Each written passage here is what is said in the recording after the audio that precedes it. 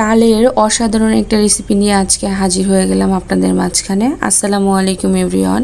ফার্স্টেই দেখতে পাচ্ছেন আমি কিন্তু একটা প্যানে তাল গুলিয়ে তার ভিতরে চুলায় বসিয়ে দিয়েছি। আর এই তালটাকে কিন্তু আমি আগে থেকে একটু জ্বালিয়ে নিয়েছিলাম এই পর্যায়ে যাতে সময়টা কম লাগে। এখন আমি এই তালটাকে আবারও একটু বলক তুলে নিব। আর এই তালটা যখন বলক তুলে নেওয়া হয়ে যাবে এর ভিতরে কিন্তু আমি একটু লবণ দিয়ে দিব যাতে করে তালের টেস্টটা অনেক ভালো আসে। এখন এই যে দেখতে পাচ্ছেন এগুলো কিন্তু হচ্ছে সাবুদানা। আমি ধুয়ে পানিতে ভিজিয়ে রেখেছিলাম প্রায় 15 থেকে 20 মিনিটের মতো।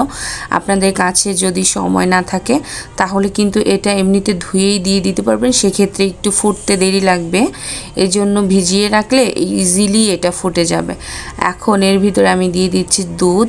আর এই দুধটা কিন্তু আমি অনেকক্ষণ জাল করে নিয়েছি আগে, এখন সেই জন্য ডাইরেক্ট দিয়ে দিলাম। এখন এই যে দুধ আর সাবুদানা তাল এটা খুব ভালো করে মিক্স করে নিব। এই পর্যায়ে কিন্তু দেখতে পাচ্ছেন আমার সাবুদানাগুলো কিন্তু একদম ফুটে গেছে। এখন আমি এর ভিতরে দিয়ে দিব চিনি। এখানে আমি 2.5 কাপের মতো চিনি ব্যবহার করেছি। অফ ক্যামেরাতে 1 কাপ দিয়ে দিয়েছিলাম, এটা অফ ক্যামেরা ছিল। যাই হোক, এখন আমি চিনি দিয়ে এইটাকে খুব ভালো করে জাল করে নিব। আর জাল করতে করতে দেখা যাবে এটা অনেকটা ঘন হয়ে আসছে। আর যখন নামাবেন তার আগে কিন্তু অবশ্যই নারকেল কোড়ানো দিয়ে দিবেন, এতে টেস্টটা কিন্তু দ্বিগুণ হয়ে যায়। আর এইটা একটু পাতলা থাকতেই নামিয়ে ফেলবেন, কারণ এটা যখন একদম ঘন করতে যাবেন ঠান্ডা হলে কিন্তু আরও ঘন হয়ে যাবে, সেক্ষেত্রে একটু খেয়াল রাখতে হবে। আপনাদেরকে আমি একটু পরিবেশন করে দেখিয়ে দিচ্ছি এটার থিকনেসটা কেমন হবে, কারণ এটা যত ঠান্ডা হবে ততই কিন্তু এটা একটু ঘন ঘন টাইপ হয়ে যাবে, যেহেতু সাবুদানা অ্যাড করা। এই তো আমি কিন্তু পরিবেশন করে দেখিয়ে দিলাম। আশা করছি আজকের রেসিপিটা আপনাদের কাছে অনেক ভালো লাগবে।